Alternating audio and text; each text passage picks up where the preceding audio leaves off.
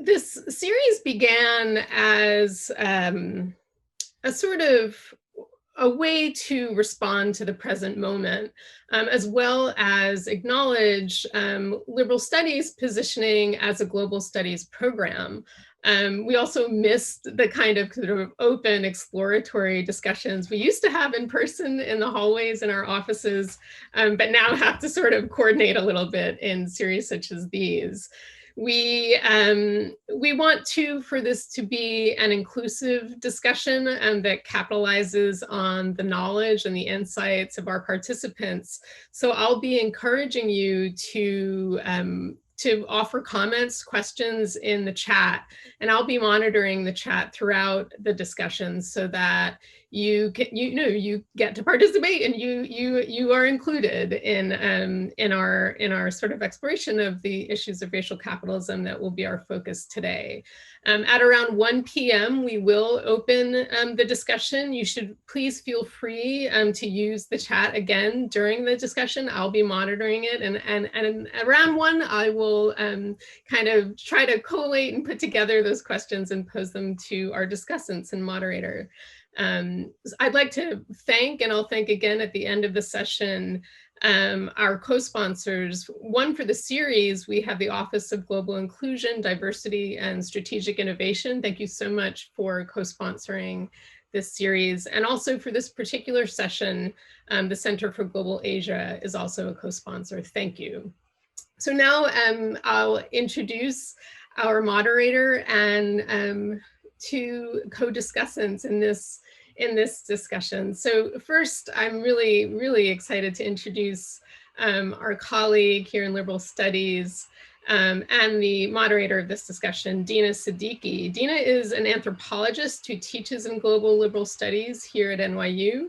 Her research is grounded in the study of Bangladesh. It joins development studies, transnational feminist studies, and anthropology of Islam and human rights. She has published widely on supply chain capitalism and the global garment industry, and on gender justice and representations of Muslim women. And now the first of our two discussants, Professor Michael Ralph. Professor Michael Ralph is an anthropologist, designer, and filmmaker who teaches in the Department of Social and Cultural Analysis and the School of Medicine at New York University. His research integrates political science, economics, history, and medical anthropology through an explicit focus on debt, slavery, insurance, forensics, and incarceration. His 2015 University of Chicago Press book, Forensics of Capital, explores how Senegalese people determine who owes what to whom in daily interactions and in geopolitics. He is currently at work on two books, including a graphic nonfiction novel that center on slavery, insurance, and incarceration, ethnographic research in Eritrea, and an animated short musical. He is editor-in-chief of Transforming Anthropology, the flagship journal of the Association of Black Anthropologists. Ralph has received multiple prestigious awards, fellowships, and honors, and built the multimedia archive Treasury of Weary Souls, the world's most comprehensive ledger of insured slaves. Welcome, Michael, and thank you so much for being here with us. I would also like to introduce, I'm very honored to introduce the second of our two co-discussants, Sarah Balakrishnan, is a postdoctoral fellow at the Carter G. Woodson Institute for African American and African Studies at the University of Virginia.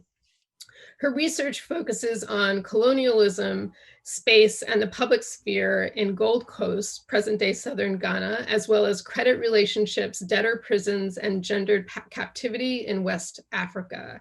She received a PhD in African history from Harvard University. Her dissertation traced the transformation of human geographies and human-land relationships in the Gold Coast from the African slave trade in the 15th century until decolonization in 1957. Her project concerned the emergence of the colonial masses in relation to land and space, how changing land tenure patterns, property ownership, and the physical location of social bodies, such as ancestors, led to a decolonization movement from below.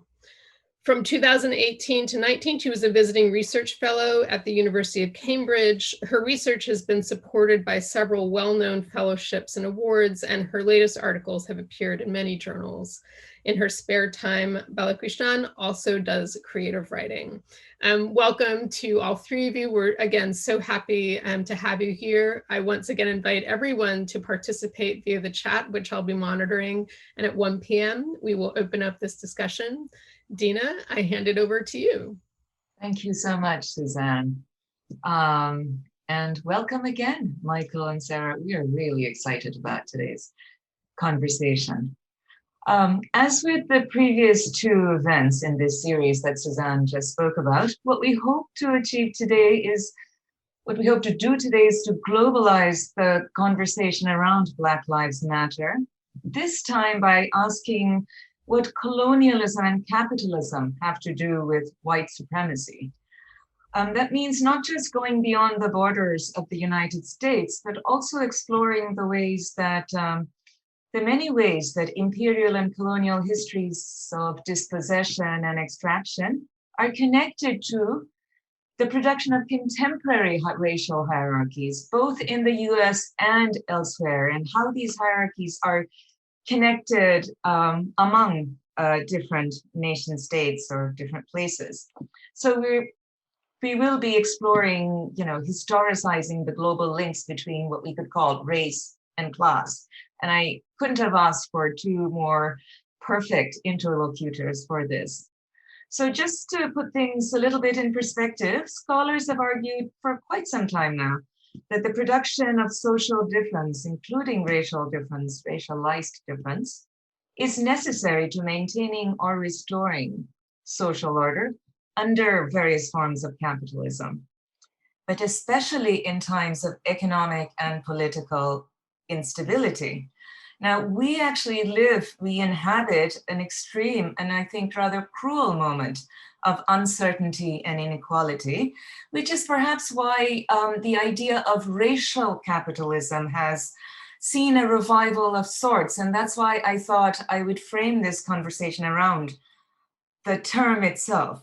So I'd like to open up the conversation first by inviting you to both locate your own research in terms of the broader themes that we're going to address today, and perhaps think about, in relation to your research, share what you think race and capitalism have to do with your research. And then we can go on to talk about the term racial capitalism and other things. And perhaps also speak, Sarah, if you could also speak about, I think you will, gender and sexuality, because otherwise they tend to fall through the cracks in your own research, but in the constitution of racial difference. So over to you, Michael, first.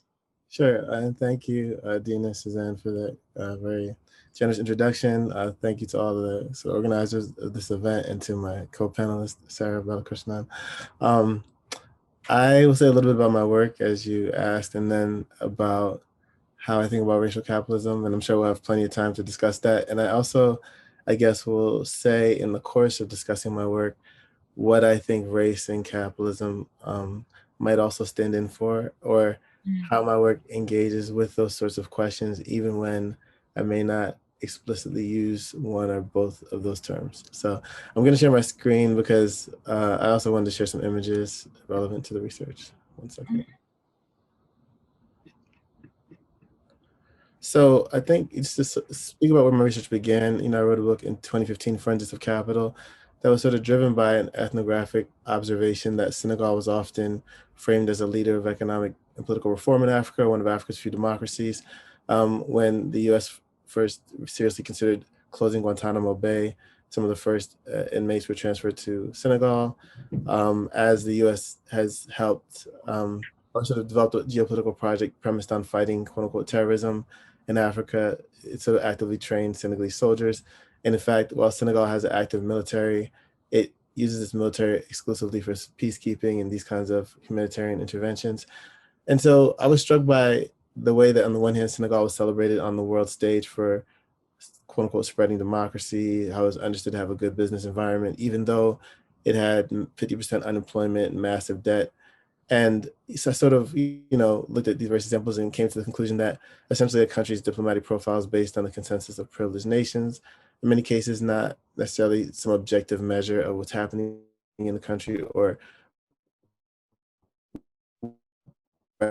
residents or citizens of the countries of governance. I also sort of came to the conclusion that Senegal's diplomatic profile is a forensic profile as well as a credit profile, a forensic profile in the sense that it has to do with whether other countries, privileged countries, quote unquote democratic countries, think of it as democratic or a rogue state or a terrorist watch list state, et cetera. I also would argue that that forensic profile is to some extent a credit profile to the extent that it's relevant for questions of whether other countries see that country as being worthy of investment. And I would say the same goes for ordinary people, that a profile, a social profile is on the one hand a forensic profile in that it's shaped by your legal standing, whether you are convicted of a crime, a formerly incarcerated person, et cetera, whether your legal standing is compromised to some extent. But also I would say that, it's a credit profile in the sense that your forensic profile shapes your social mobility. And whether or not you're formally convicted of a crime or even charged with a crime can shape what access to capital you have. So I was interested in this question, though, of how Senegal managed to secure and maintain privileged standing in the African continent. And as we trace this out, I noticed that, these dynamics have roots in the colonial era, but it's not merely about colonial conquest. And so I think that often when we think of colonialism, the question is sort of about colonial subjugation, but the story of colonization in Senegal helps in part to explain the particular features of sovereignty in Senegal. So, when we think about colonialism, the colonial era, we see like a number of different actors being critical to how that played out. One, seigneurs, I'll come to that in a second. Seigneurs are sort of women that European traders had children with or had various kinds of partnerships with. And, their biracial, multiracial offspring gained access to capital, had social mobility.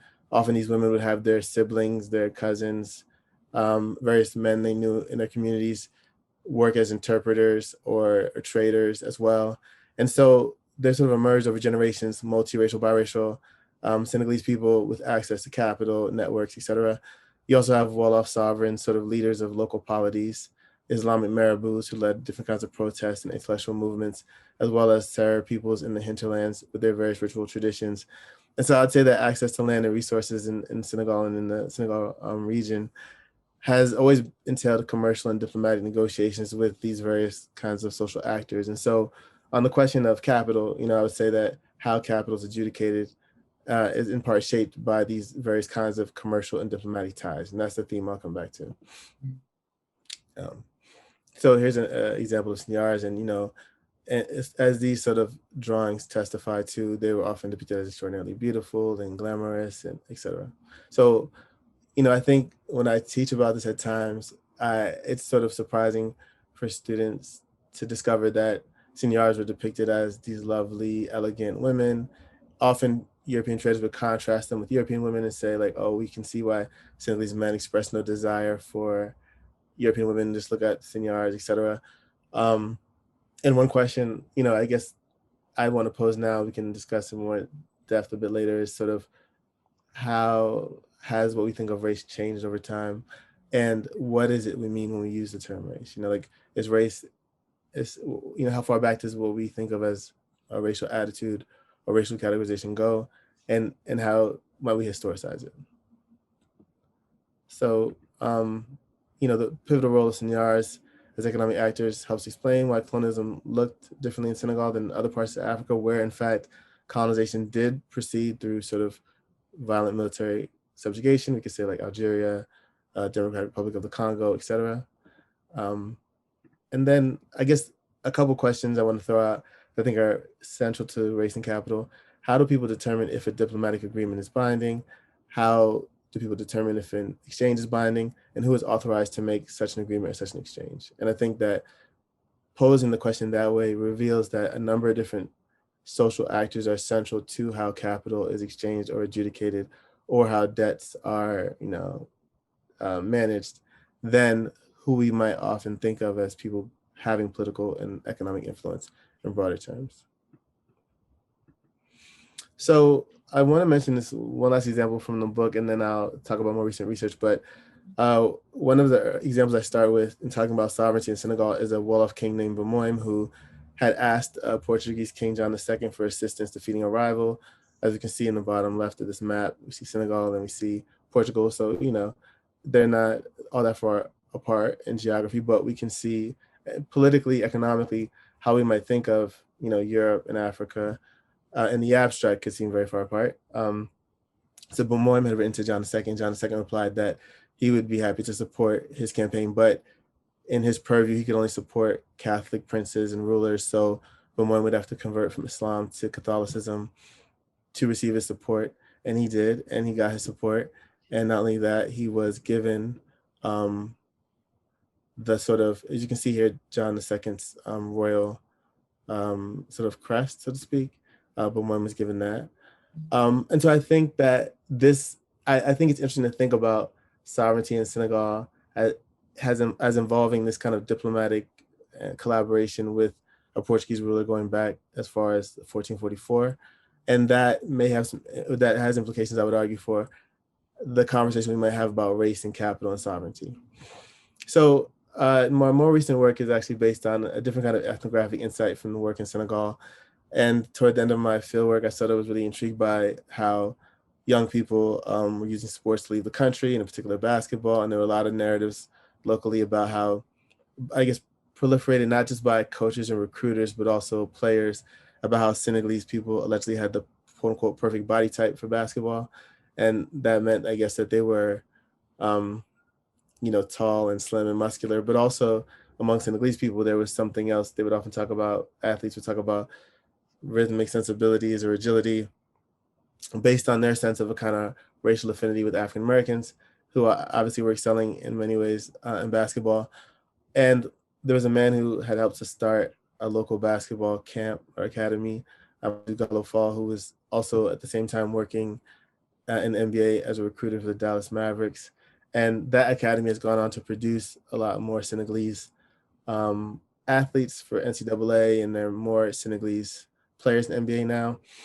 But I also became really interested in just the question of how you decide how much someone's skill set is worth. Like, how do you decide how much an athlete's projected future value is, or how do you assess the value of an athlete's skill set? So I got really interested in reading historiography of slavery, insurance, actuarial science.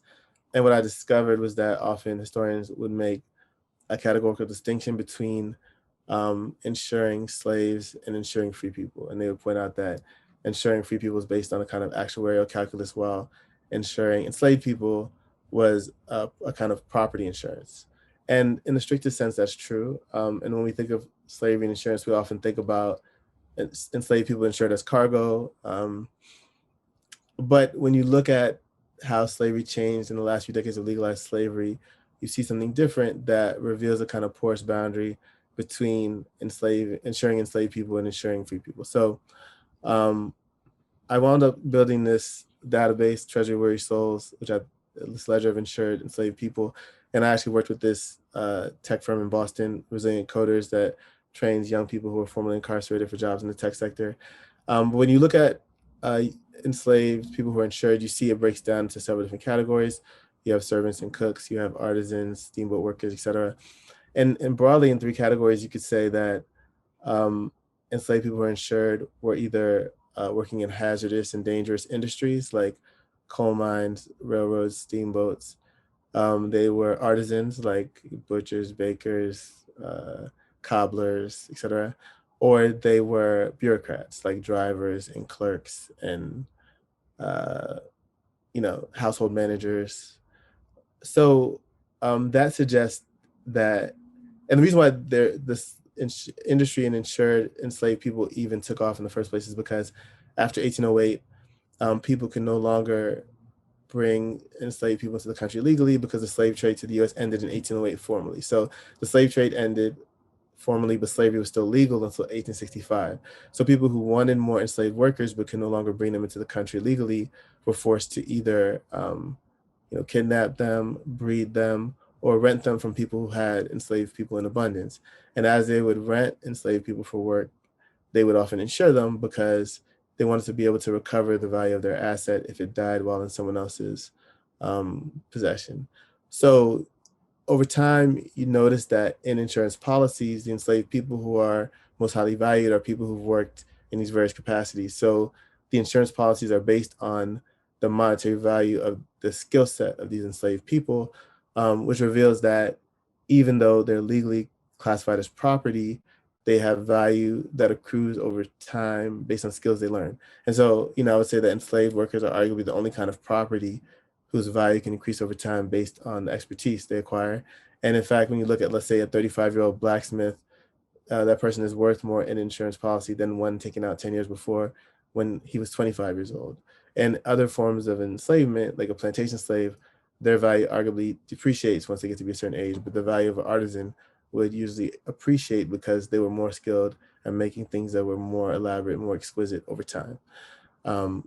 So I think that reveals something very interesting about race, capital, and expertise that I'm sure we will come back to.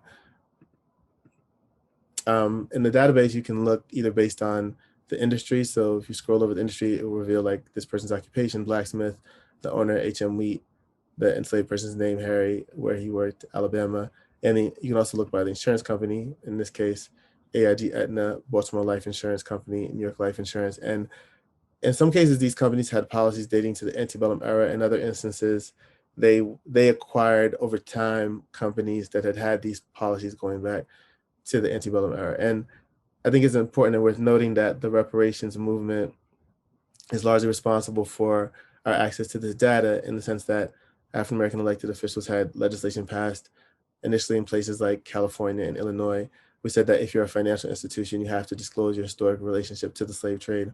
And so these companies would just have their general counsel send paperwork saying we've had these policies going back these years. So in addition to those records, I did additional archival research to discover more policies. And, probably now I've sort of found maybe 10 to 15% of what policies were ever in existence, given the way the policies are numbered. But even then we could say like, and it's not as if all enslaved people were working in these industrial or artisanal professions, but I would say that enslaved people were central to all of these professions. So not, even if not most enslaved people worked in these professions, enslaved people were central to how the US's chief industries grew and became profitable from their inception through their first few decades. And I'll close with this last example of more recent research that came from this research, which is about slavery and incarceration and the history of convict leasing. So while I was building this database, I had, you can see on the spreadsheet, information except the laborers, and these enslaved people worked in Kentucky, but I couldn't figure out what people in Kentucky were doing. And as I did archival research, I realized that they were working in hemp because hemp replaced cotton in Kentucky. Cotton wouldn't grow very well in Kentucky, so they never had cotton plantations, but people farmed hemp and used hemp to do what they used cotton for in other places. They would make clothes, baskets.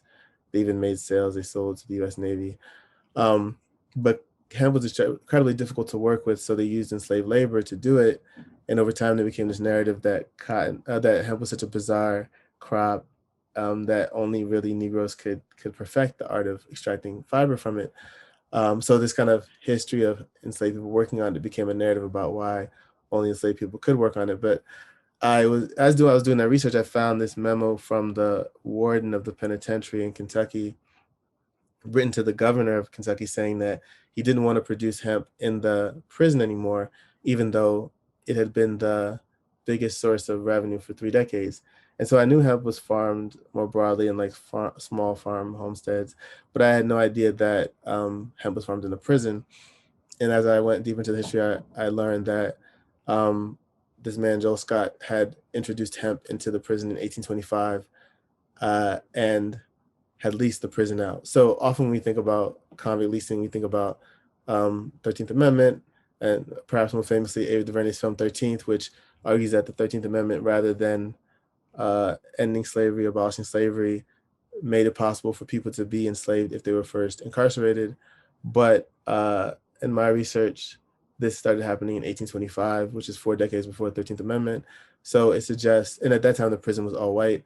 So I would argue that the language of, you can only be enslaved if you're first convicted of a crime, it wasn't pioneered with the 13th Amendment. I would argue that they used that language because they realized incarceration was one of the few ways you could still essentially treat someone as an enslaved person, but that was first pioneered with white inmates and then exported into prisons throughout the US after slavery was abolished. And I guess just to kind of close by giving maybe my main argument about sort of how race and capital articulate, or at least a couple examples from the research, I would say, as I sit back and think about the trajectory of my work, I realized that in the work on slave insurance, I'm saying something like, even though these people were legally property, they had these skill sets and expertise that was highly valued in the marketplace, and they approximated the value of free workers. But in the convict leasing scenario, even though these people were free citizens, they were subjected to this labor regime that had only been used on enslaved people before, and they approximated the status of enslaved people, and that particularly in Kentucky and also in Maryland, there was kind of a porous boundary between slavery and freedom in the last few decades of legalized slavery, which I think reveals that these dynamics were not just characteristics of enslavement, but also laid the foundation for the US working class. And I'll stop there, and then I think we'll have plenty of time for more conversation.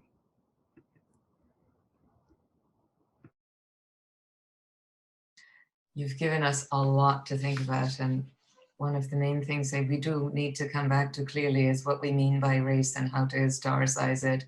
Absolutely, among the many other very rich questions you've thrown up. Okay, Sarah, go.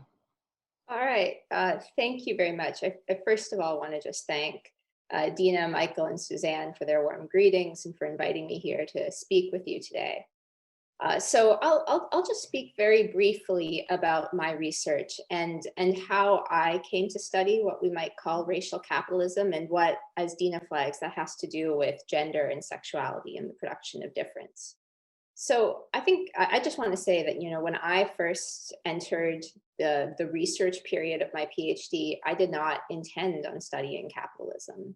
I had grant money to go away for 2.5 years to spend between archives in the UK and in Ghana, which is where I do my research.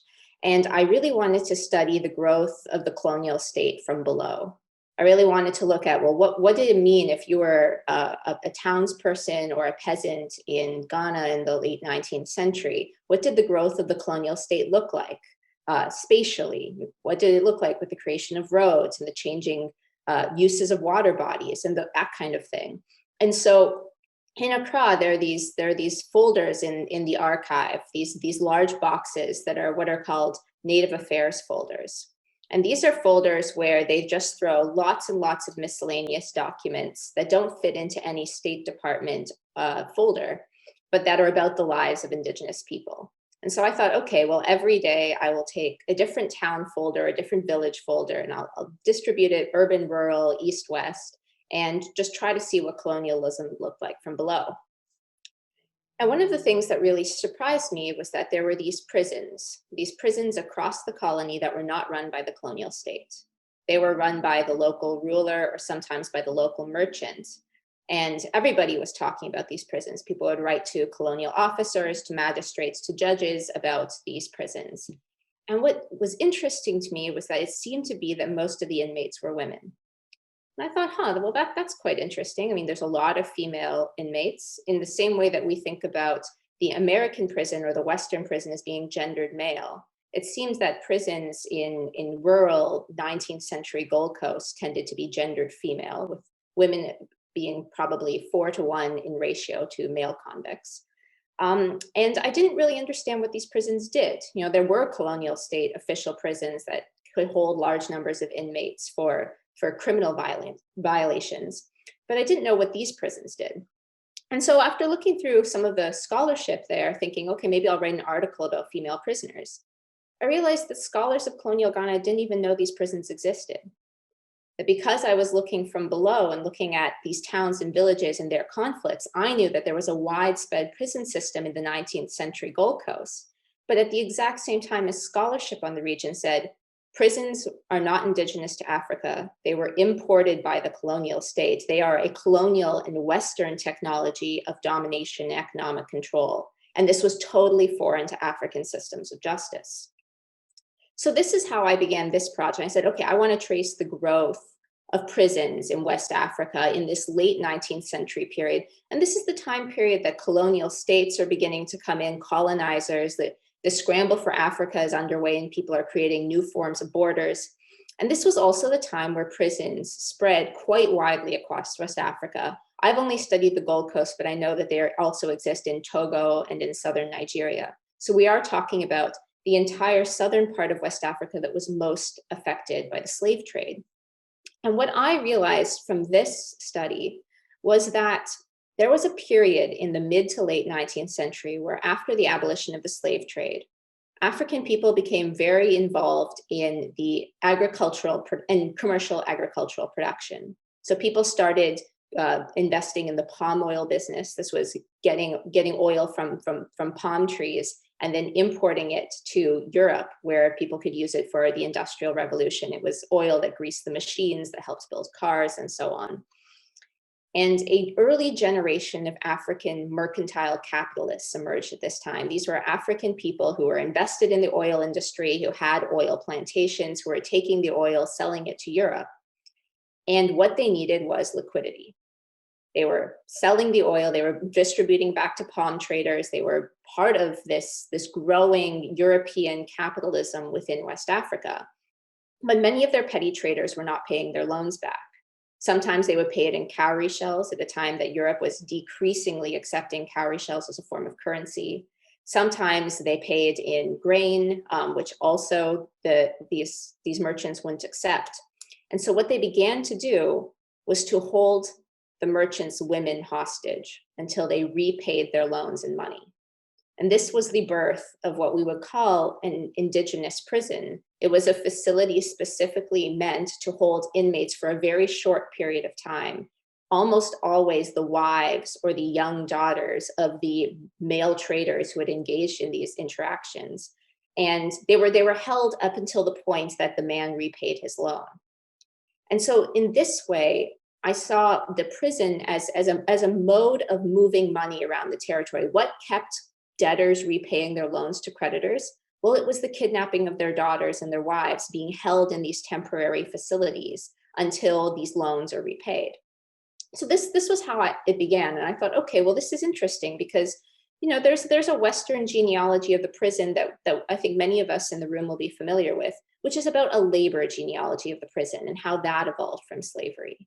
So we have this paradigm coming out of both European and American studies that says, well, the prisons were tied to the Industrial Revolution and to the expansion of capitalism. On the one hand, prison, it was used to absorb excess labor from the street, to retain it within the institution of the prison, then release it when employment was high. This is the Michael Ignatieff argument. And then in the American case, we know that the emancipation of slavery was immediately met with the mass incarceration of Black people, whose labor was then extracted and reappropriated by private capital in order to basically continue slavery by another name. Yet in the Gold Coast, what is interesting is that the prison emerges also at the exact same time in the mid-19th century. Just as abolition is occurring in America, these processes are parallel. And yet here it is not about men, it is about women. And it's not about labor, it's about cash. It's about the circulation of cash inside the territory that allows a first generation of capitalists to undergo primitive accumulation and to reinvest their profits in the industry. So this was my first project. I thought, okay, well, that's really interesting. But now, as I've continued this research, I've become more and more invested in really interrogating the role of women and how do we think about that in terms of racial capitalism. Because as I continued my reading in the records from the slave trade, I realized something that I thought was very interesting. And this was that if you look during the period of the Atlantic slave trade, say you're looking at the 17th or the 18th centuries, of course, African debtors were receiving loans from European merchants or from all other African creditors. And if they did not repay those loans, one of the most common tactics used by another creditor or town was to go into the town of the debtor and to kidnap a woman that was known as the town's public woman. This was a form of sort of a prostitute, only she was enslaved. So young men in a town would gather together and to pool their money to buy a public woman who was an enslaved woman. And then she was the wife of all young men until the point that they were of marrying age. Now, it's standard in anthropology literature that in societies that have low population density, they have higher marrying ages because families want to retain male labor for as long as possible. So in colonial Ghana, or in Ghana in the 17th century, most men would not marry until they were maybe in their 30s or early 40s. So it was a long time before they could have a wife where they might be sexually active. So all these young men were very, had relations with the few public women that exist in the town. In order to enforce their repayments of debt, men from the other towns would kidnap the public woman and hold her hostage until these men gathered together to repay whichever member's loan had defaulted. So in other words, we were talking about multiple centuries of thinking about women as assets that could be seized and temporarily held as a way of enforcing credit relationships and as a way of making sure that money continued to circulate in a territory that was not minting its own currency, that was not producing money on its own, but constantly having to circulate a foreign mint. So where this comes into the idea of racial capitalism is really, I think, to make us interrogate not only the intersection between race and capitalism, but how this always centrally configures the problem of gender. We know that slavery in the United States also capitalized on gender through womb laws, through the use of women as reproducers, and through the economics of plantation rape. In colonial Ghana, we see a different version of this coin, where rather than thinking about the mass incarceration of people of one racial identity, we see the mass incarceration of women being held as particularly valuable assets to the ways that capitalism emerges specifically within this territory. So the things that I want to put on this table, just as we open this discussion, is to really say, okay, well, if racial capitalism is always gendered, how do we think about those relationships between the emergence of a particular capitalist economy, race, and gender? Is it in some circumstances that the axis of difference, the main axis of difference that we can visibly see inside institutions, inside the ways that credit operates, is perhaps that axis of difference sometimes more gender than race, more race than gender? How do we think about that relationship? And I think the second thing that I want to say is, we know that capitalism emerges differently in different places. There are different forms of capital economies. In Ghana during the 19th century, we are seeing the beginning of a mercantile capitalist class, a form of mercantile capitalism. And if it is the case that capitalism requires the production of difference in order to expand and succeed, does this mean that we have to pay far more attention to the different types of capitalism that engender different types of differences, so as to really be able to interrogate what this relationship meant and entailed when we talk about the production of history in these moments? So those are the things that I want to put on the table, and I know this is going to be a really fun discussion because Michael is such a vibrant thinker. Wonderful. Thank you so much again for complicating what I had thought of was a much more straightforward relationship between gender, labor, and sexuality and capitalism. I want to, we have about 20 minutes maybe before we open it up to the audience. I want to first go back to the question of historicizing race that Michael brought up in relation to what you're talking about the multiple forms of capitalism. I think there is a way in which we tend to freeze the idea of race across time. And I see that I've been doing it even in formulating my questions. Maybe I want to throw out one thing that we discussed in our earlier informal conversation, also about how the term racial capitalism is useful or not to think through all of these issues, because it has certainly helped me this past summer learn a lot of different things for somebody who had never really thought about the term. But you guys are deeply immersed in these debates, right? Yeah, so I would say a couple things. I love Sarah's analysis, and I'm a huge fan of her work. And also, I like where she wound up the two questions I think are useful points of departure. So the second question actually about capital relates, I think, to the first question about whether or not, like, how gender relates to race. Because I would say um my I have two critiques. Racial capitalism is not a term I use. And I guess I have two critiques of it.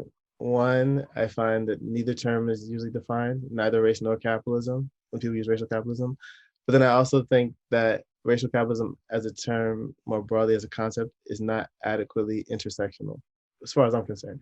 And I just don't see the purchase of making so much of a term that's not intersectional.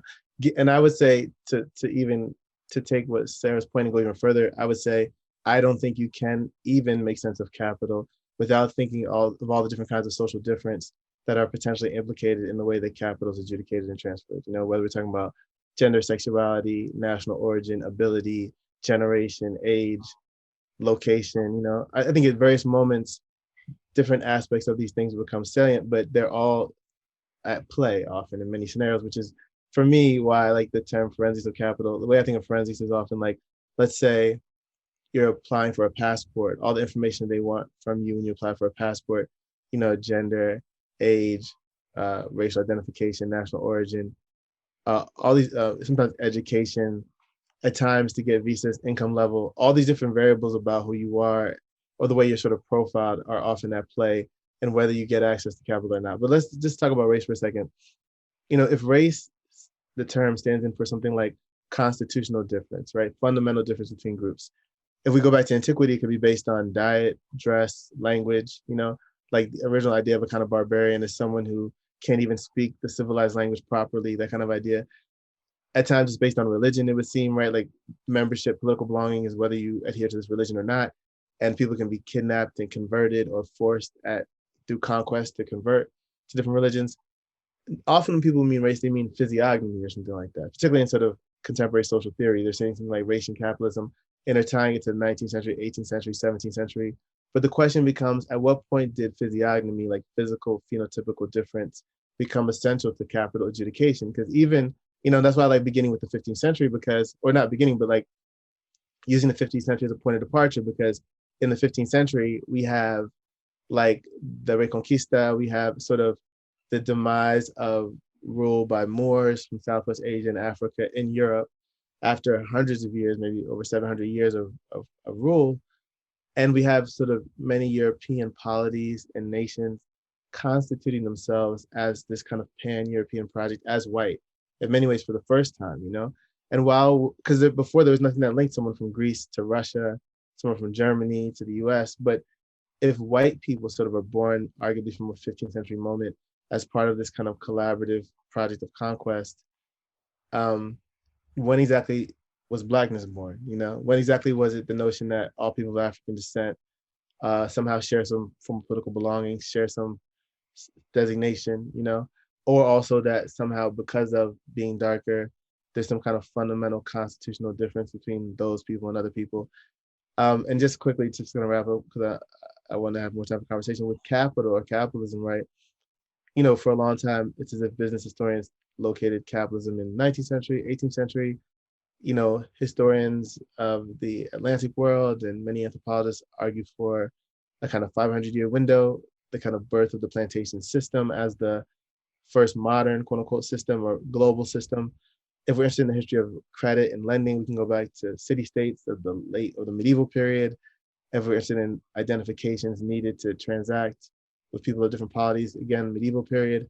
So depending on, and so what oftentimes people mean capitalism, they mean something like prediction, profit, calculation, a kind of systemized approach to accounting and profit generation or something. But we have at least available to us going back into the medieval period, the 15th century, different points of departure.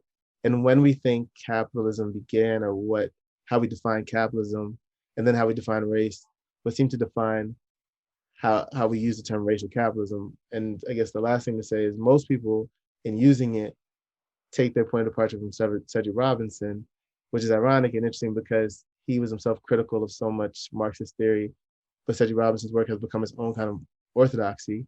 And I have myself strong critiques of Judge Robinson. We could talk about that. But I think both the term itself and what it stands in for need to be further historicized and problematized for it to do the analytic work people are reaching for it to do. Okay, wow. Sarah, do you want to add to that? I have things to say to you, but do you want to add to why you may or might not find racial capitalism useful? Sure. Well, I mean, I think Michael makes excellent points, and what I would take from that is two things. I think the first is to really think about racial capitalism as an object of study rather than as an explanation, which is sometimes how it is used. Well, that makes sense because it is racial capitalism, as if racial capitalism is a set of things rather than a relationship that has to be deeply interrogated. And I think the way to deprovincialize that study is really, as Michael says, to look back on the genealogy of this concept. So the two things I would say is, the first, there's two roots of the way we use racial capitalism. The first is in South Africa in the 1970s, where the term really develops. I mean, this is a point made very recently by Peter James Hudson in a talk, and you can see Cedric Robinson on this, that in apartheid South Africa during the 1970s, a series of thinkers stood back and said, look, we've pretended that apartheid is purely racial. It's about social dislike. It's about keeping the races apart. But no, it is fundamental to the production of the economy. Like, we cannot pretend that race is simply a social thing that is, part of just prejudices about family life and about how society should look.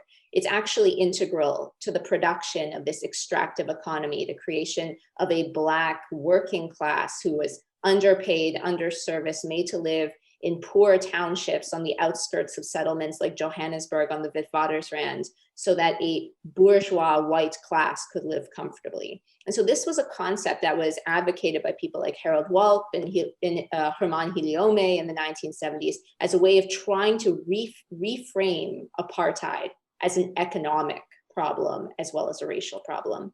And then this was taken up by people like Cedric Robinson. And I think I agree with Michael that I think the way that Cedric Robinson on this concept has been read is not appropriate to the text. But one of the things that I think his appeal is, and something that I think students can take from the concept, is that when he's talking about, I mean, his concept of the Black radical tradition is framed towards revolution. The question is, well, how do we conceive of an African revolution? And his point was to say, well, we have all this wonderful Marxist scholarship that doesn't deal with race, really, and that thinks about revolution as a class revolution, when in fact the world's major revolutions have been by Black people, because class and race are intersected, because capitalism expanded through the creation of race. And therefore, if we conceive of a revolution, it must also be a racial capitalist revolution. It must take race as at the fulcrum of the anti-capitalist revolution.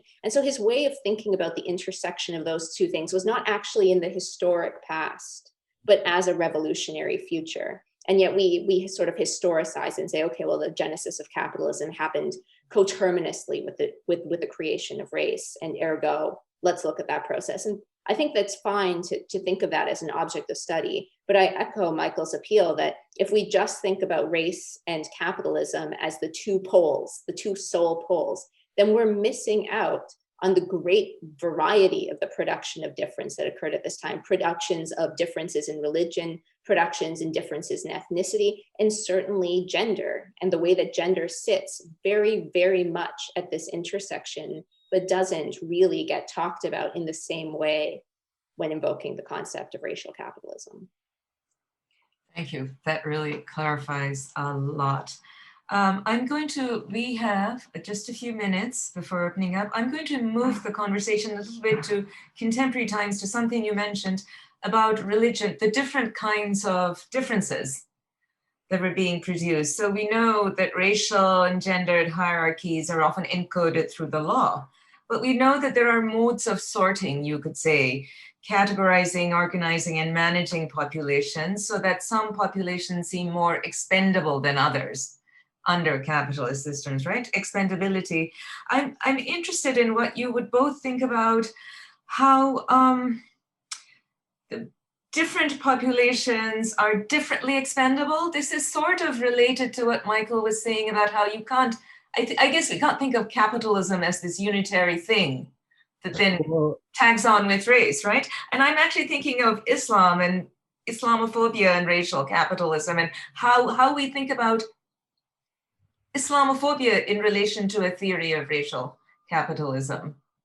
Yeah, so just to kind of build on, I think, Sarah's insightful analysis, I think my concern about racial capitalism, not just that it's inadequate, and I just want to say for the record, I don't agree with Cedric Robinson's characterization of Marxist thought. As you said in print. And in fact, I would say that it's interesting that the people he draws on and sees as the architects of the Black radical tradition cited Marx extensively and also did not use the term racial capitalism, but yet theorized race. And that's interesting. But I would say for a kind of intellectual anchor, why not like the Combahee River Collective, whose 1977 statement is all about how thinking, like they say, we mostly agree with Marx, but we want to talk about gender, sexuality, elitism. We want to talk about the challenge of building institutions. And why not Kimberly Crenshaw and intersectionality? I actually think that the triumph of Cedric Robinson's approach is in part kind of misogynist, actually, though, that it's like people who don't want to think about gender, sexuality, ability in a moment when they recognize they have to grapple with difference are like, okay, we'll talk about race, but we will not talk about sexuality. We will not. And I think Cedric Robinson himself, both in how he talks about or doesn't talk about sexuality, but also how he talks about Africa, the limits of it include sort of certain Black nationalist assumptions. But let's bracket that for a second. Although I think it's related to religion, because I would say the race or the idea of race informing racial capitalism and related approaches, let's say, approaches that can be related, let's say Afro-pessimism or something like that. I think on the table is the question of, say, Black subjectivity, the status of Blackness, Black people in this country, and it's related to religion and other kinds of difference. So on the one hand, I think when we look back to African people ruling parts of Europe for hundreds of years, it then becomes difficult to make the claim that people do make around Blackness, that Blackness is synonymous with abject suffering, and that the story of the Black experience in the world is one tied to alienation, exploitation, repression, and as if that's the only thing to say. Even in the US, where let's say the paradigm of chattel slavery is hegemonic, that's not even true, you know? Like people often talk about like the law stating that any child born to a Black woman who's enslaved is a slave. And that law itself was passed because there had been a court case where a woman who was enslaved had a baby with an indentured servant, and the courts ruled that the baby was free because they had baptized the baby, they had done everything free people do with the baby, and then they passed the law. So I think that's why I think it's so important to historicize race. But in terms of religion, you know, obviously when Moorish ruled Europe, Muslim Africa was seen in the decades and centuries to follow as the old world, not the new world. You know, it was the old world because Europeans had extensive diplomatic commercial interaction with that part of Africa. And so they were like, we have these ties. The new world was like the Caribbean, like the Americas or something like that. So that's important, I think, for how we think about race. Why was it that this group of African people was not seen as a people beyond their historical experience of Europeans in some ways? And then also I would say, just to put a fine point on this question of subjectivity, I think there are two ideas of Blackness on the table. One is the notion of Blackness as this kind of existential plight, which I would say is itself a religious argument, because it's something like Black people as accursed, as damned, as never having or never being able to have a kind of legal subjectivity or social mobility. And the other argument is the history of like certain historical moments repressing, constraining social mobility for Black people. And this latter formulation does have a potential endpoint and remedy, which is like policy designed to combat or reverse these forms of oppression. The former does not have a remedy because it's seen as a kind of existential plight without beginning and end, you know? And we can say more about that in Q&A, but I just want to toss that. I think both takes on Black subjectivity are present in the broader literature concerning racial capitalism. Both takes are actually present in Cedric Robinson's work, actually, I would say. But I'll leave it there, and I think we can talk more about it. Yeah, I'll just speak very briefly to the point of Islamophobia and capitalism. And this is, I think, again, to historicize that relationship a little bit. I think the first thing that I'd like to say is when I think about the slave trade in West Africa in the period between the 15th and the 18th centuries, there was a real willingness among Europeans to trade with Muslim traders because they believed that, and this is a racial idea, that Muslim traders kept the books better because they'd had writing technologies and mathematics for so much longer than non-Muslim West Africans, that the spread of Islam in West Africa accompanied the spread of writing, the spread of accounting, et cetera. And so there was this real kind of, this real preference to work with Muslim clerks in this way. But what is interesting is that in the 19th century, when the relationship with West Africa becomes one of colonization, where they want to colonize the territory and become the government, not only do they spurn the Muslim clerks, but they prefer to purchase the freedom of Muslim enslaved people to be used as soldiers, because they developed what we would call a martial race theory, martial race being this idea of war making and its correlation with race. They developed an idea that Muslims made much better soldiers because they don't drink. There was a phenotypic assignation of them as being taller, more robust, stronger than what they called pagans. They thought they were more disciplined because Islam made them more disciplined.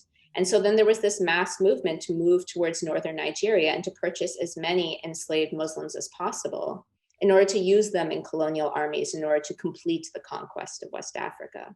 So I think what you can see there, which is part of parceling out how capitalism creates new forms of difference, is to say, okay, well, we had this long phase where Muslims were appreciated for their mathematical techniques, their accounting, their writing technologies, and then later glorified as soldiers. And that's not because we can imagine Islam changing or really metamorphosing these people into one or the other, but rather Europe's relationship to West Africa changes from one of purely mercantile capitalism to direct colonization, therefore prompting them to think differently about racial differences that have already sedimented in the region.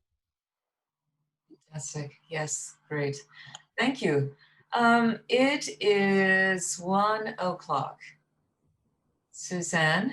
Hi. Hi, Dina. I have kind of privately received one question and one comment. I'm happy to share if we'd like to go there at this point. One question that was posed asks how these issues affect us environmentally. I don't know if that's something that either Michael or Sarah wish to respond to, but I think it's a great question. I think so too. I'm happy to defer to Sarah if you want to go first, but I can add some thoughts. Sure. So there's some interesting work being done in kind of political ecology, you could say, which talks about like climate change and war in different parts of the African continent, for instance, right? Like that climate change creates certain resource deprivation that intensifies certain conflicts, or even people have argued that persuasively, I think that the sort of panic around Somali piracy was in part about commercial dumping of toxic chemicals and various things off the coast.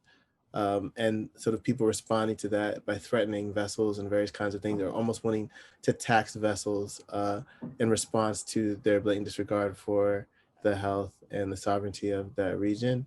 And so I think there are a lot of different ways that ecological crisis precipitates different kinds of militarism, different kinds of crime and things like that. And I think we could think of that, someone could say that that's racial capitalism to the extent that we're talking about African people or something like that. I would say the forensic profile of those people is more interesting and more nuanced than something like race, given that we're talking about geography and historic relationships, and that piracy is itself gendered. It was like often young men who were alienated from the economic system and yet not trapped within the domestic sphere as young women are, that were participating in piracy. Both young men and women might be facing economic hardship, and one group has more mobility in society than the other, et cetera. So I think that, and I think my broader point is that even when race allows certain things, it often obscures other things, just taken alone.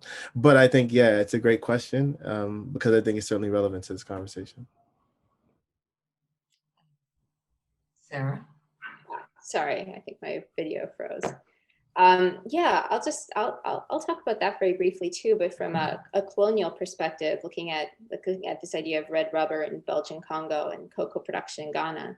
I think what one would say, one of the I would say that the predatory part of racial capitalism, one of the predatory aspects, is that, of course, by making human life a part of capital production, we are already devaluing it, regardless of what value you assign human life. And I believe that you can look historically and say there's a direct correlation between the devaluation of human life and of workers and the devaluation of the environment and its ruination. So if you think, for example, to the production of red rubber in the Belgian Congo, Congolese workers were made to tap so much rubber trees. I mean, there was huge violence and punitive measures taken out against Congolese people who did not fulfill the requirements of the Belgian firms for getting enough rubber. And so that brought them to slash the rubber trees rather than to take out spurts and branches that would allow those trees to rejuvenate, because they are so afraid of violent retribution. And so you have the ruination of trees that are not able to be replanted and will take decades to resuscitate, because human life is devalued this way. And you can see the exact same thing in cocoa production in West Africa in the 1940s, that when cocoa pests are introduced and farms are deteriorating because a pest is infecting the trees, farmers are still unwilling to cut down those trees because their entire livelihood depends on it, because they are paid so little. It is the devaluation of human life that directly relates to the devaluation of the environment and is really permanent ruination. So that's how I think you can think about that intersection as well. Yeah, can I say one thing about this? I think it's a great point that Sarah makes about valuation, and I would argue that, I guess another thing we haven't talked about is sort of the relationship between like Blackness and whiteness or other kinds of race around valuation, because like one thing I think is really important is that even ordinary workers are devalued, right? And I think in some versions of the argument it's meant to explain why Black people are devalued relative to white people seem to be free or something like that.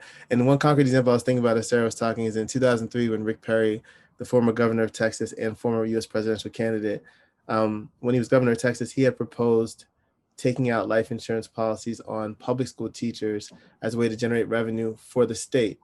And he was working with UBS, the Swiss banking firm, to do this. Now, the idea didn't go through, and people found out about it, got really upset. But it was not illegal what he's proposing, because the economic logic was that you can insure someone else's life so long as you have an insurable interest. And as a governor of the state, he had an insurable interest in public school teachers.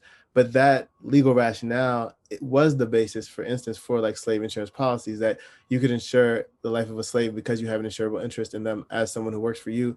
But even hospitals can insure like a surgeon who's like a top earner, or corporations insure chief executives even today. So this idea of valuation in capital and valuation in lives and capital affects all people. And I think that's crucial to keep in mind. So that's why I think sort of like keeping in mind the forensic profile of the person in that particular valuation, because even when the valuation seems high, as Sarah's pointing out, it's still part of this kind of economic infrastructure. Like you lose sight of it when it involves like an athlete worth hundreds of millions of dollars or a surgeon worth millions to a hospital, but it's still a particular way of inscribing monetary value in a life. You know? Thank you, Michael. There is a comment from my colleague here in Liberal Studies at NYU from Brendan Hogan. But before we get to it, I received before that privately a comment from David Ludden that I'll read aloud now. He writes, I think one way to move this conversation forward would be to focus on the importance of coercive force and personal bondage in the organization of labor for production for profit. In that case, the qualities of people that make individuals eligible for coercive control are important for profit making. Race and gender work in that way, and in India, caste, and in sometimes in places kinship status and religion. Racial capitalism would thus refer not to race determining social relations of capitalist exploitation, but rather to race as one important active feature in the social relations of coercion generating profit. I actually think that this question goes with the question in the chat. So I feel like if you don't mind, we could just read both. Of course, yeah. I think everyone can see Brendan's comment. The concept of racial capitalism was problematized along racial lines and also in terms of the exclusion of gender-based formations of accumulation, perhaps you could each say something as to what you take to be the definition of capitalism. You mentioned, quote, types of capitalism, but perhaps more could be said that makes each of those types, quote, capitalism. I don't know if you want to start, Sarah.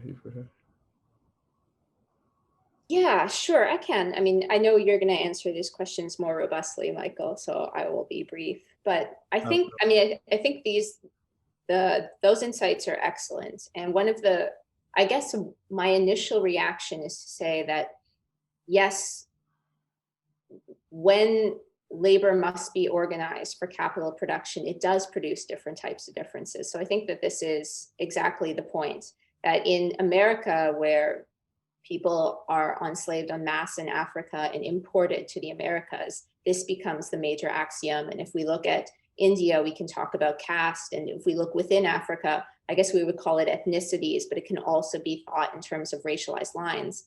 I suppose the thing that I would rebel against, which gets to Brendan Hogan's remark, is this idea that when we have it very firmly in our heads, because I think we are grounded in the American paradigm, that when we talk about capitalist production, we must be talking about the organization of labor.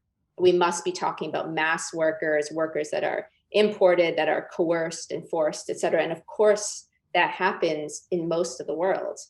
But if we think about Africa, where labor has always been scarce, there has always been a very low population density in Africa. One of the reasons why we talk about theories like extroversion by Jean-François Bayart is that we talk about the main way that people made capital gains was not by harnessing labor production, but by extracting natural resources in non-labor intensive ways in order to be marketed. And this is actually one of the theories of why people end up exporting enslaved people when there's still such a low population density. I mean, all of this goes together to talk about economic forms of production in Africa that attempt not to use labor. And so what I was looking at with the prisons was to try to think about capitalism in that way as not a form of mass labor organization, because that's not actually the ways in which things are being produced in Africa, but through a mercantile capitalism that uses non-labor intensive forms in order to extract oil. But then the major problem being, well, how do we export it? How do we get profits? How do we reinvest profits? How do we keep money circulating when we don't mint our own currency, where everything comes in externally? And I mean, that actually requires us to take a very different imagination then as to how we think about labor. We are just so ingrained in the American paradigm of mass labor production that is really centered on a plantation economy. This is getting at this question of, okay, what are different types of capitalism? I mean, the plantation economy, it's just so in our heads as to what capitalism looks like in its originary moment that we can't imagine a form that is not about basically organizing and mass producing labor, which is just not what it's like on the African continent for up until the mid 20th century, basically. And this is part of why South Africa is considered a large exception.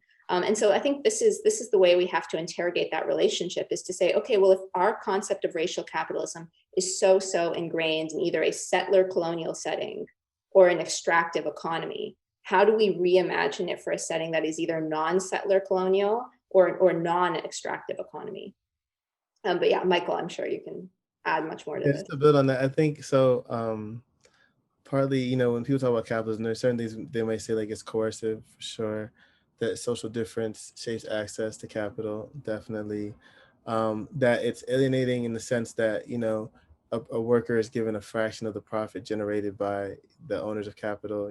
Say in a factory situation, that kind of thing. But I think partly what makes capitalism, what people call capitalism, and I have to say that I think there are many different looming definitions of capitalism, and people don't necessarily even agree on what they mean by capitalism. So, but I think what many people sort of are referring to is a system of time and social organization that has both a concrete dimension and an abstract dimension, like the specific dimension and the universal dimension. That is, before capitalism, before the 15th century, you could have different kinds of work and labor regimes in different parts of the world, but what makes them interchangeable? What makes it so that the profit generated here can then be exchanged for the profit generated here, And that entire system requires currencies that are interchangeable and equivalent. It requires a notion of equivalence. Even, the idea that time is homogeneous is a kind of, I think, what associated with what we call capitalism. what does it mean to say time is homogenous? Well, it means the idea that you worked for 8 hours and here's a minimum wage, but like work is different, you know, coaching kids in a phys education class for 8 hours versus making furniture for 8 hours versus being a hostess at a restaurant for 8 hours. It's not the same kind of work, but capitalism brings with it the notion that time is homogenous, labor is homogenous, it's interchangeable, you know, all these kinds of things. Whereas I think for much of human history, people have treated work as very different. Like this kind of work is different than that kind of work is different than that kind of work. But obviously treating time as homogenous makes things like calculation and prediction easier, right? Because then you can say, well, if I have X number of workers working in this location for this amount of time, I can project this amount of profit over this amount of years. And so I would say like making time homogenous, treating labor as both abstract and concrete, capital is both abstract and concrete, et cetera. Like having this notion that whatever you're doing with workers and your effort to generate capital can be interchangeable with this kind of global system. And then having sort of a broader infrastructure in which that is enforced. And I'll close with this example because I think that is related to Sarah's really insightful work. So when colonial authorities were conquering parts of Africa forcibly after decades of having various trade relations, often they were explicitly trying to shut down forms of debt adjudication based on kin ties, right? So there would be various practices where like, if you owed money to someone, as Sarah described, that someone could be seized to pay off that debt.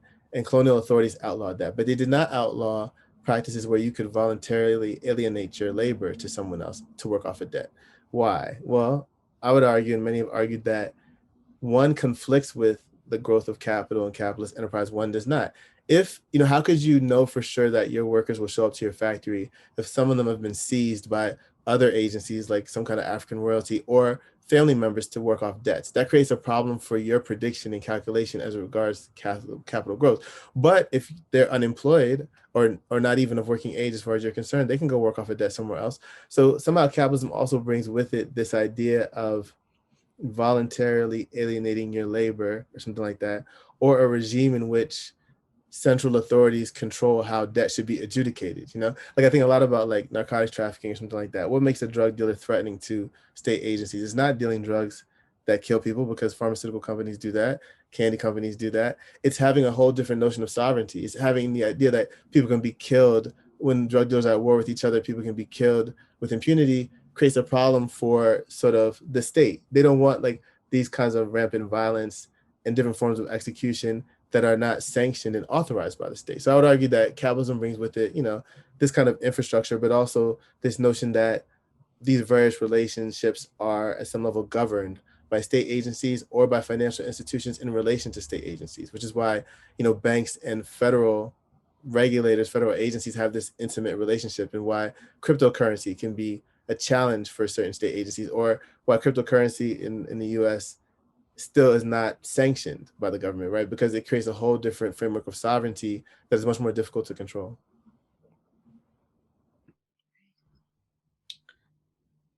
Thank you, Michael and Sarah, for your responses.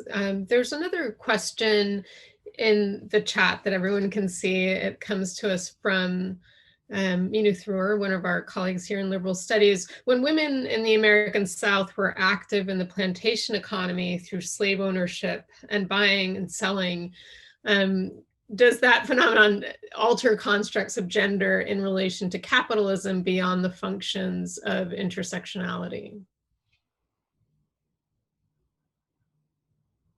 Michael, do you want to start?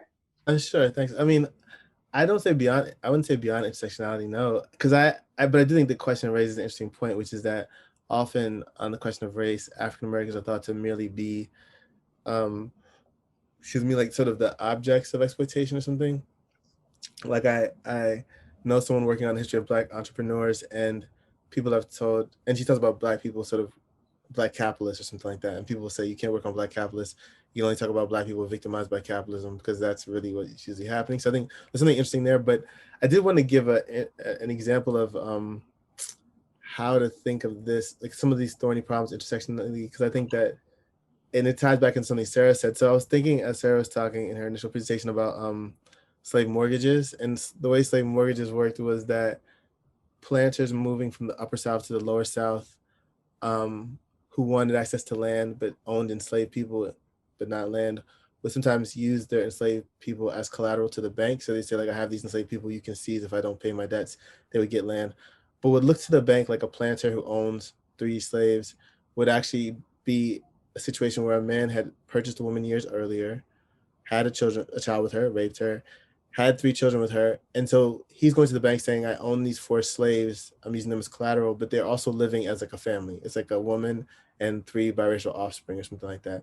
And I think that's a really interesting and challenging predicament to theorize, right? This idea that, because when this man died, he'd also often leave his land and his wealth to that family. So you have this free people of color with wealth and social mobility, even though the way they acquired it is steeped in this history of violence and even gender sexualized violence, which is precisely, I think, how we should be thinking through these things, that it's, yes, it's race at one level, but at another level, there's family, generation, inheritance, sexuality, all kinds of things that are shaping the scenario. Yeah, I'll add very, very briefly to that, this is a really interesting question because, when I look at, say, colonial Accra in the late 19th century, so a really urban city in Ghana in the late 19th century, actually the majority of enslaved people are women and the majority of slave owners are women. And this is something that I think surprises people coming from the Americas context, but makes perfect sense in Africa. One of the reasons why roughly 2/3 of the enslaved people who were transported across the Atlantic to the Americas were men was not just because American plantation owners really wanted male labor, but because African producers wanted female labor. These 2 desires were commensurate, therefore leading to a 2-to-1 ratio in terms of the gendered labor exported across the Atlantic. And this was because in Africa, the major producers were women. Women were the ones who were expected to till the fields, to make food. I mean, the primary kind of on the land production was run by women. And so it made sense, in the same way that you have male overseers in American plantations, for there to be female overseers and for there to be female owners. And so for here, in this question, it's not really about having to rethink the relationship between gender, slavery, and capitalism, or about intersectionality, but requiring us to deprovincialize our assumptions about what that relationship is, which so derives from the American plantation context, and which assumes relationships about gender and production that just do not hold true in the rest of the world, and which specifically are turned on its head in Africa, where you'll often have people saying, wow, like, it's so amazing, the slaves are women. It's like, yes, but that's how production is centered, and that's how relations of production are centered. So I think in that way, it just challenged us to really expand our ideas about those relationships. Thanks. I have a question, Suzanne, that came to me privately. Absolutely. I can just read it, and then just to follow up on what you were saying, Sarah. Okay, so how can Black Lives Matter in a global context,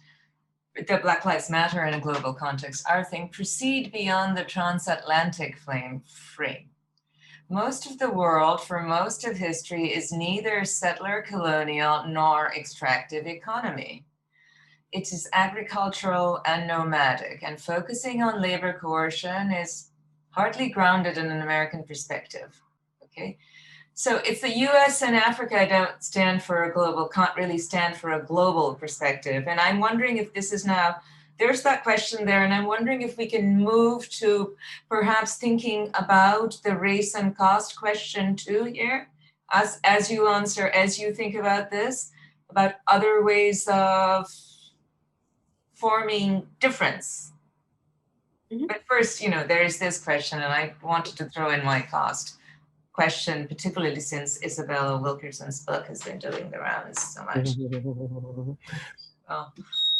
I think that the question is a valid one, and I think I share the analytic insight at the heart of the question, which is something like, rather than say what is most salient when thinking about economic political organization for all people in all times, that the job of social science is to sort of make sense of what seems to be most salient in terms of how political economic relationships are organized. And that, we can broadly say that often something like race, gender, sexuality, national origin, ability, education, expertise. These are kinds of hierarchies, but caste is an interesting one because it even includes notions of geography and hygiene or something like that. Like what is proximity? Like what do bodily fluids mean for interaction? What notions of hygiene and appropriateness and comportment mean? But I think in many societies these things are salient, and so yeah, I think it's really crucial. Even let's say for instance in the U.S. People have pointed out that like when W.B. Du Bois is doing his sort of fascinating and original groundbreaking work and ethnographies of African American communities, he even has certain notions of civilization and comportment that he's sort of deploying, and they are problematic.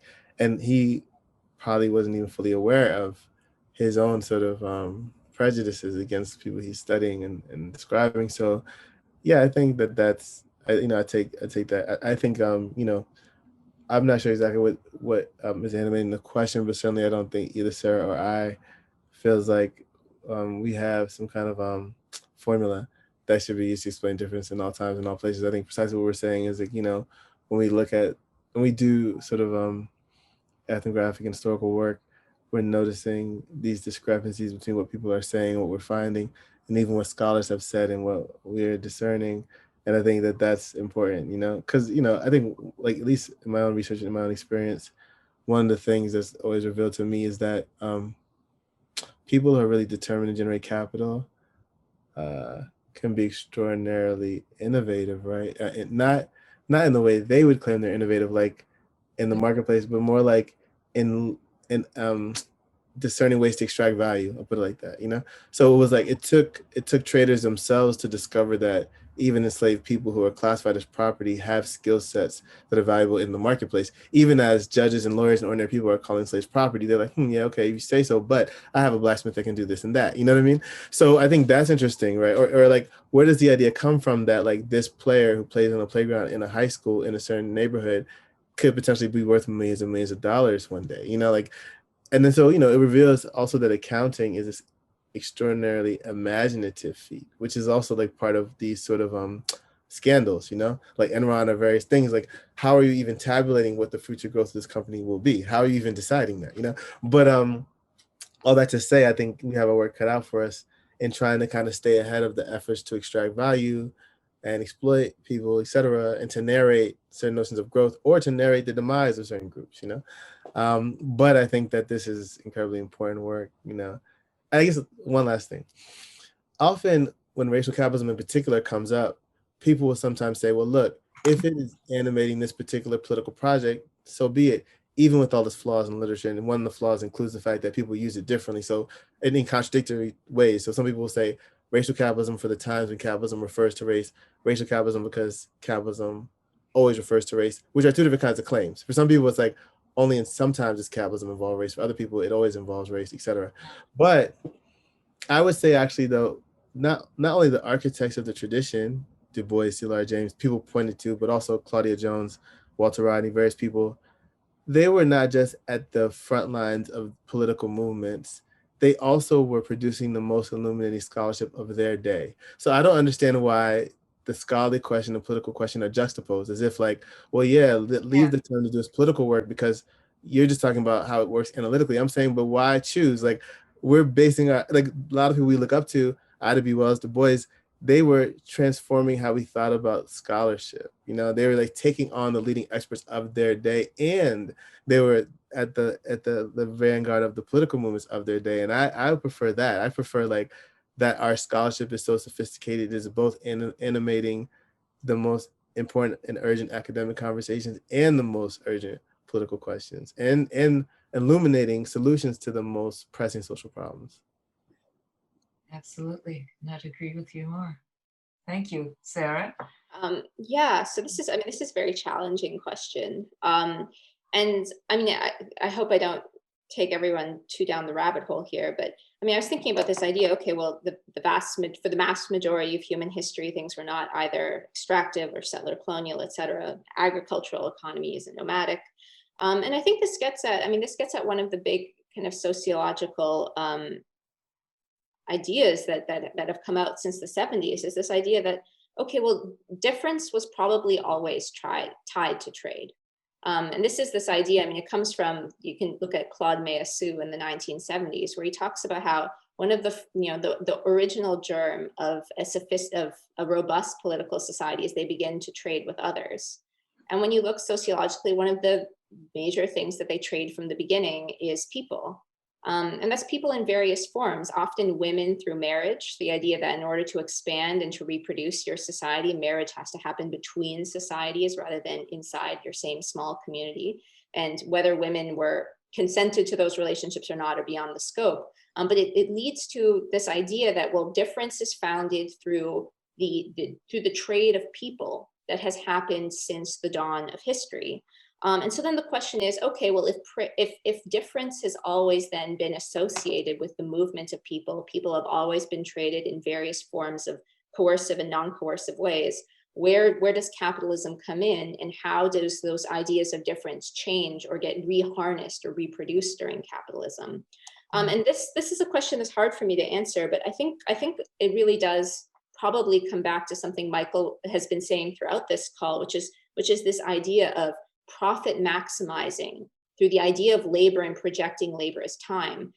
So, I have a very brief background in medieval European history. And one of the things that I was interested in, though I'm certainly no expert on, is this idea that, in Latin, the term laborum, which we would translate as labor, is actually better, more accurately translated as laborer.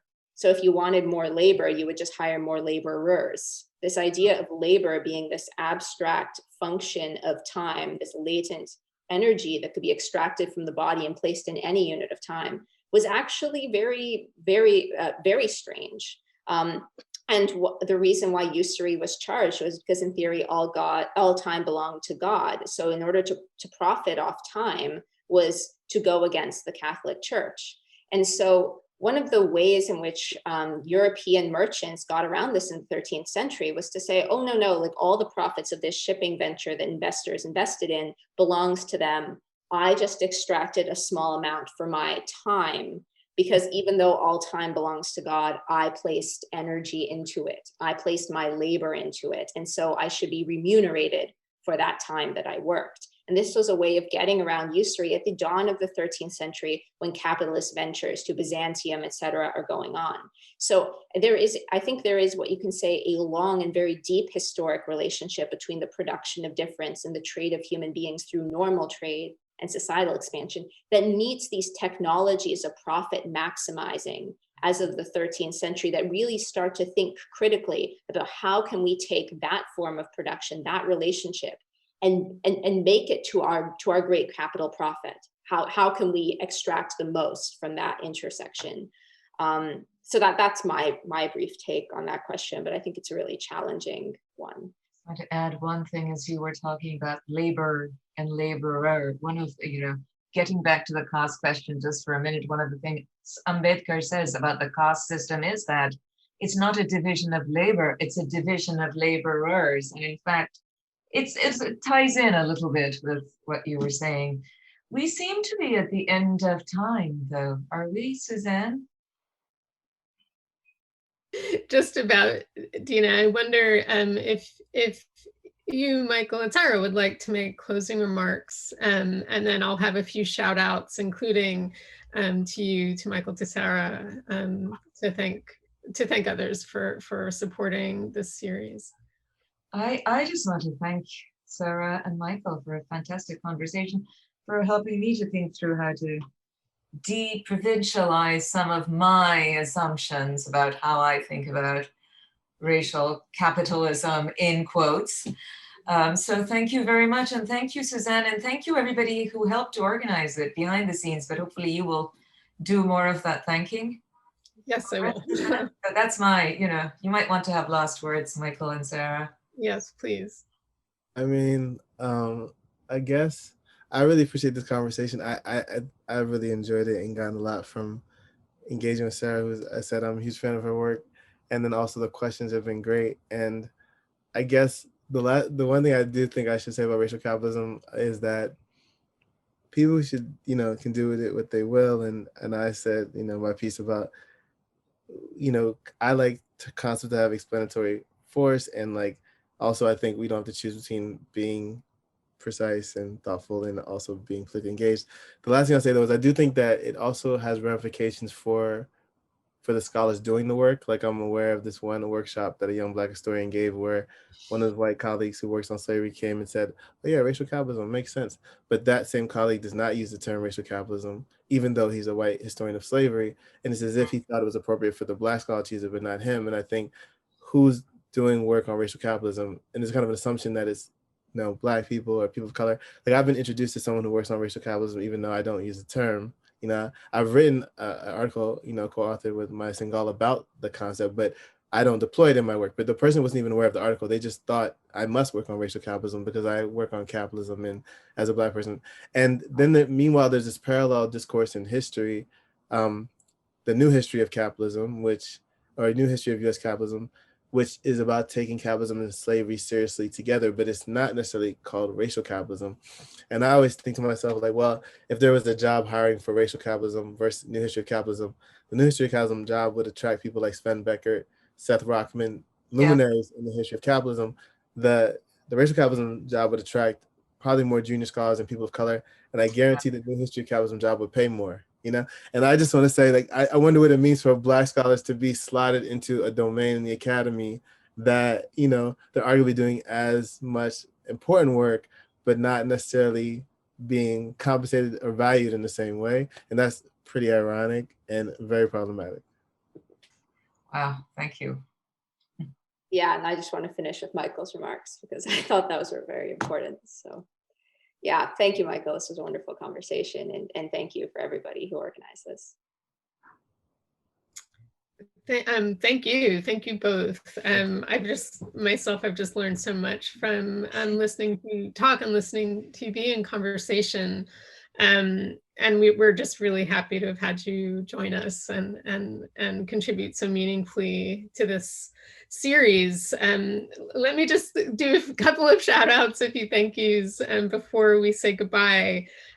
First, thanks to our series co-sponsor, the Office of Global Inclusion, Diversity, and Strategic Innovation at NYU, as well as the New York Center for Global Asia, which is also based here at NYU and has supported this specific session.